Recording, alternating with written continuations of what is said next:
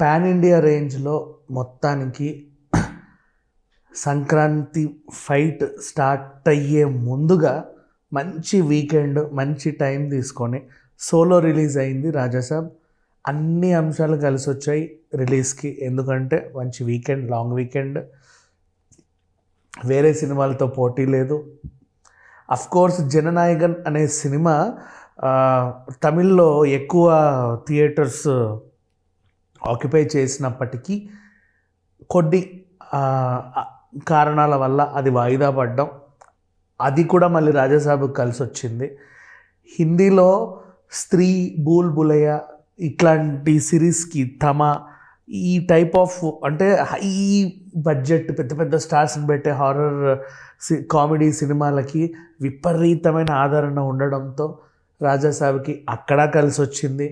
And 2 Telugu రాష్ట్రాల్లో ticket రేట్ల పెంపుకి and అలాగే అదనపు షోలు వేసుకోవడానికి అనుమతులు లభించడంతో అది కూడా కలిసి రావడం, ఇలా బోలెడన్ని విషయాలు కలిసి వచ్చింది రాజాసాబ్ అనే సినిమాకి. మొత్తానికి ఈరోజు అయితే రిలీజ్ అయిపోయింది.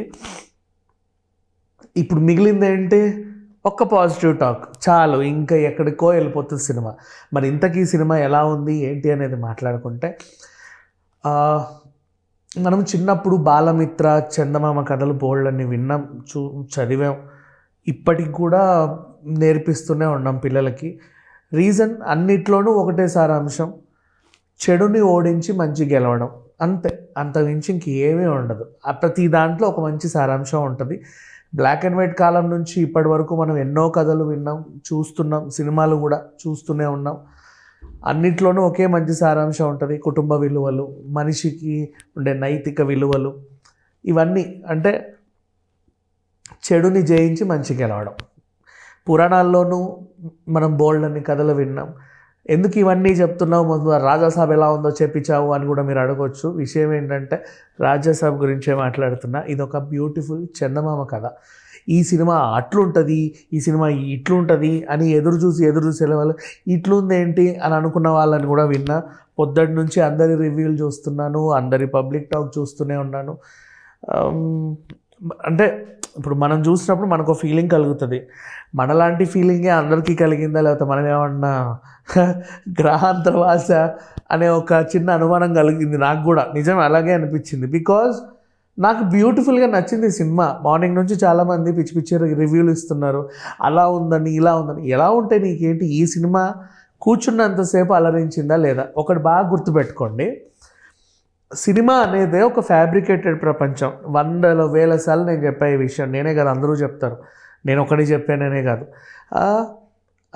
ఫ్యాబ్రికేటెడ్ వాళ్ళందరూ నటులే, అందరు నటులే. డబ్బులు తీసుకొని రోజు కెమెరా ముందు నవ్వమంటే నవ్వుతారు, ఏడవమంటే ఏడుస్తారు. వాళ్ళ ఎమోషన్స్ మనకి కనెక్ట్ అయ్యి మనం కూడా ఆ ఫీల్లోకి వెళ్ళగలిగేలాగా అలరిస్తే సినిమా చాలు, ఇనఫ్, అంత మించే అవసరం లేదు. నెక్స్ట్ దీంట్లో కొన్ని జోనర్లు ఉంటాయి.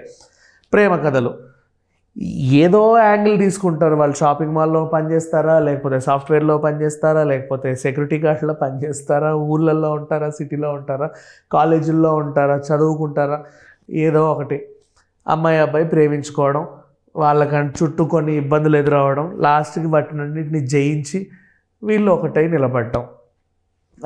కామెడీ సినిమాలు వీపు మోత మోగేలాగా నవ్వామా లేదా, హాహాహా అని. వీపు మోత అంటే ఇది, కొంతమంది నవ్వి నవ్వి నవ్వి పక్కన వాళ్ళ వీపులు చరుస్తూ ఉంటారనమాట. అట్లా నవ్వామా లేదా. నెక్స్ట్ సెంటిమెంట్ సినిమాలు మనల్ని కరిగించి ఏడిపించిందా, అంతే. సేమ్ ఇలాగే హారర్ జోనర్స్. ప్రతి హారర్ కథలు ఎలా ఉంటాయి, ఖచ్చితంగా ఎక్కడ ప్రయాణం మొదలైనా ఓ బూత్ బంగ్లాకి అయితే వెళ్ళాలి, పాడుబడ్డ బిల్డింగ్కి అయితే వెళ్ళాలి, పాత బిల్డింగ్కి వెళ్ళాలి. అక్కడ ఖచ్చితంగా దయ్యమే ఉంటుంది. అది సినిమా కాన్సెప్ట్ అది. కాబట్టి భయపడి భయపడి భయపడి భయపడి ఒక మంచి ఎలిమెంట్తో ఇంటర్వెల్, అసలు ఎందుకు భయపడుతున్నాం మనం అని వెతుక్కునే క్రమంలో సెకండ్ హాఫ్, ఓహో ఇదా మనల్ని భయపెట్టింది, ఇందుకా మనం భయపడుతున్నాము అనేది, అండ్ అసలు ఎందుకు ఇది భయపెడుతుంది, ప్రీ క్లైమాక్స్, అలా ఒక క్లైమాక్స్, ఇంతే కదా. కాకపోతే సరిగ్గా భయపెట్టిందా లేదా. హారర్తో పాటు కామెడీ ఉంది. కామెడీ అంటే డార్క్ కామెడీ. తెర మీద వాళ్ళేమి జోకులు చెప్పి మిమ్మల్ని నవ్వించే ప్రయత్నం చేయరు. వాళ్ళు ఇబ్బందులు పడుతూ ఉంటారు, ఆ ఇబ్బందులు మనకి నవ్వు తెప్పిస్తూ ఉంటాయి అంతే. అట్లాంటి జోనర్కి వచ్చిన సినిమా ఇది. అండ్ ఇలాంటి జోనర్ని పరిచయం చేసింది కూడా మారుతి గారే అఫ్కోర్స్, ప్రేమ కథా చిత్రం నుంచి. అండ్ చంద్రముఖి, స్త్రీ, బుల్బుల ఇందాక చెప్పినట్టు ఇట్లాంటి సినిమాలకు సపరేట్ ఫ్యాన్ బేస్ ఉంటారు. వాళ్ళందరూ కూడా ఇష్టపడి చూసేలాగా ఈ సినిమా అయితే నిజంగా తీర్చిదిద్దారు. ఇక కథ విషయంలోకి వెళ్తే సంజయ్ దత్కి ధనదాహం ఎక్కువ. ఆ ధనదాహంతో ఒక జమీందారీ కుటుంబం చెందిన మంచి రాజకుమారిని ప్రేమించి పెళ్లి చేసుకుంటాడు. తర్వాత ఏమైందో తెలియదు, ఆవిడ సాధారణ జీవితం బ్రతుకుతుంది. ఇప్పుడు ప్రజెంట్ జనరేషన్లో ఒక మనవడికి ఆవిడకి మనవడు తప్ప ఎవరూ లేరు. తాత తాత తాత అల్జీమర్స్తో బాధపడుతూ ఉంటుంది. హస్బెండ్ అంటే ఇష్టం. తాతని బామ్మని కలపడం అనే ఒక జర్నీ స్టార్ట్ చేస్తాడు ప్రభాస్. ఆ జర్నీలో అనుకోకుండా ఒక బంగ్లాకి వెళ్ళడం, హీరోయిన్లు, వీళ్ళతో పాటు మన కారుతో పాటు కామెడీ ఉంది కాబట్టి కొంతమంది కమెడియన్లు, ఇక వీళ్ళ చుట్టూ తిరిగిన సమాహారమే ఈ సినిమా. చివరికి అనుకున్న పని సాధించాడా లేదా? అయితే సంజయ్ దత్ చాలా మంచోడు అనుకొని వెళ్ళిన ఇతనికి మీ తాత అసలు మంచోడే కాదు, ఎంత క్రూరుడో ఎంత ఇదో అని చెప్పే క్యారెక్టర్ సముద్రకని. ఇది ఈ టైప్ ఆఫ్ వీళ్ళు ఎంచుకున్న కాన్సెప్ట్. అయితే కొన్ని సీన్స్ ఉంటాయి, హాస్పిటల్ సీన్స్, దాంట్లో చాలా బరువుగా ఉంటాయి. క్లైమాక్స్ చాలా కొత్తగా ఉంటుంది. అంటే వీళ్ళంతా ఒక భ్రాంతిలో ఉన్నట్టుగా చాలా డిఫరెంట్గా డిజైన్ చేశారు అనిపిస్తాయి. ఇది ఆ సినిమా, ఇది ఈ సినిమా అనిపిస్తాను. ఇప్పుడు 1 నేను ఒక్కడనే గుర్తొస్తుంది, mind game. Next villain character Pashupathi గుర్తొస్తాడు, అరుంధతి. అలీబాబా 40 దొంగలు గుర్తొస్తారు డబ్బు దాచే విషయంలో. లోతైన బావి విషయంలో తుంబాడు గుర్తొస్తుంది. మళ్ళీ రేడియో టైప్ వాయిస్లో వచ్చే హారర్ గొంతులేమో మీకు కిష్కిందపురి కనిపిస్తుంది. ఇంకా ఉన్నాయి చాలా సినిమాలు. అంటే ఒక్కొక్కటి ఒక జోన్ అన్నీ చూసేసాము కాబట్టి మనకు ఒక సినిమా చూపిస్తే ఇది అట్లుంది ఇట్లుంది అంటారు. కానీ ఒక్కసారి మనం రాజాసాబుకి వచ్చాము, ఇది ఎలా ఉంటే అలా నేను చూడాలనుకున్నట్టు చూస్తే ఒక బ్యూటిఫుల్ చందమామ కథ ఇది.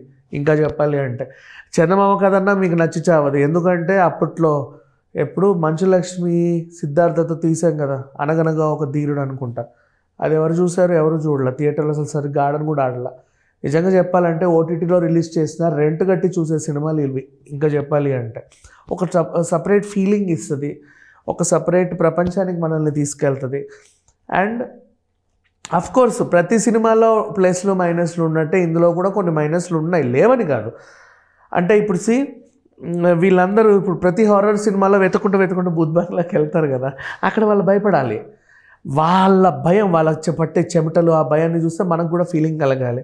కానీ దీంట్లో ఏంటంటే హీరోయిన్స్తో చక్కగా ఏదో రిసార్ట్కి వెళ్ళినట్టుగా వీళ్ళు కొంచెం అక్కడ ఆ ఉండే తీరుని చూస్తుంటే అరే ఇదేంటి అనిపిస్తుంది. అండ్ న్యాచురాలిటీకి కొంచెం దూరంలో గ్లామర్ డోస్, 3 హీరోయిన్లు ఉన్నప్పుడు మరి గ్లామర్ డోస్ ఉంచాలి కాబట్టి కమెడియన్లకేమో అవే బట్టలు, చీలికలు అవన్నీ ఉంటాయి. బట్ వీళ్ళకేమో మంచి కొత్త డ్రెస్సులు మారుస్తూ ఉండేసరికి కొంచెం ఆ ఫీల్ పోయింది. బట్ సినిమాటిక్ లిబర్టీ అంటారు దాన్ని, అంతే. డైరెక్టరు ఒక హీరోని వాళ్ళ ఫ్యాన్స్కి ప్రజెంట్ చేసేటప్పుడు వాళ్ళు ఏ అంశాలు అయితే ఇష్టపడతారో అవి వాళ్ళకి డెలివర్ చేయాలి అన్న తాపత్రయంలో తీసిన సినిమా ఇది. బాగా గుర్తుపెట్టుకోండి.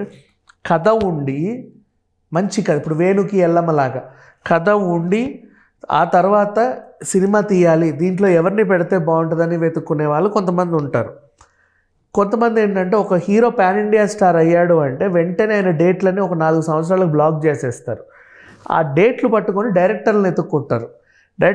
మా దగ్గర పలానా హీరో డేట్లు ఉన్నాయి, ఓ మంచి కథ రాస్తారా అని అడిగితే ఆ డైరెక్టరు ఏం కథ రాయాలి, ఇతనికి ఎలాంటి అభిమానులు ఉన్నారు, ఓహో ఈ టైప్ అభిమానులు ఉన్నారు, వీళ్ళు ఏమి ఇష్టపడుతున్నారు, ఇలాంటివి ఇష్టపడుతున్నారు. సో అలా ఆ హీరోని అభిమానులకి ప్రజెంట్ చేసే క్రమంలో ఫస్ట్ పొరపాటు డొర్లుద్ది. అక్కడ కథని తిప్పుతారు. ఆ తర్వాత రాసుకునే కథ ఎలా ఉంటుందంటే ఇంకా కొంచెం మనకు అర్థమైందే అలాగే ఉంటుంది, అంతమించి ఇంకేమీ లేదు. Rajasaab is a beautiful cinema. Sankranti ముందే మంచి fan feast. Prabhas vintage looks అయితే అద్దరిపోయాయి. ఆ ప్రపంచంలోకి మనం తీసుకెళ్ళిపోయాడు. ఆ జోనర్, ఆ టైప్ ఆఫ్ హ్యూమర్ ప్రభాస్ నుంచి ఎక్స్పెక్ట్ చేసే ఫ్యాన్ బేస్కి నిజంగా బాగా నచ్చుద్ది. కెమెరా పనితనం బాగుంది. 3 గంటల 9 నిమిషాలు అనుకుంటా cinema run time maybe. Okay, కొన్ని ట్రిమ్ చేయొచ్చు, బట్ ఇట్స్ ఓకే. అంత ఖర్చు పెట్టి షూట్ చేసిన తర్వాత ట్రిమ్ చేయడం ఎందుకని చెప్పి కొంతమంది ఉంచుకుంటారు. అవే జనాల్ని ఇబ్బంది పెడతా ఉంటాయి, అంత మించి ఇంకేం లేదు. Rajasaab is a beautiful cinema. ఇలాంటి సినిమాలకి రేటింగ్లు కూడా అనవసరం యాక్చువల్గా చెప్పాలి అంటే. 100% చిన్నపిల్లల నుంచి పెద్దవాళ్ళు వెళ్ళి హాయిగా ఒక రాజాసాబ్కే వచ్చాము అని ఎలాంటి అంచనాలు పెట్టుకోకుండా వెళ్ళే వాళ్ళకి నిజంగా నచ్చుద్ది. అట్లుంటుందేమో ఇట్లుంటుందేమో అనుకునేవాళ్ళు, అలా ఉంటే బాగుండు ఇలా ఉంటే బాగుండు అనుకునేవాళ్ళు, ఇది ఆల్రెడీ అక్కడ చూసాం ఇక్కడ చూసామని వెతుక్కునే వాళ్ళకి కొంచెం అనే ఫీలింగ్ వస్తుంది, మిక్స్డ్ ఫీలింగ్ వస్తుంది. బట్ ఎలాంటి అంచనాలు పెట్టుకోకుండా చాలా హ్యాపీగా వెళ్తే మాత్రం ఐ ఫీస్ట్ సినిమా నిజంగా చాలా బాగుంది. హ్యాపీగా చూడండి. ఈ పండుగని రాజాసాబ్తో మొదలు పెట్టవచ్చు 100%. Thank you so much.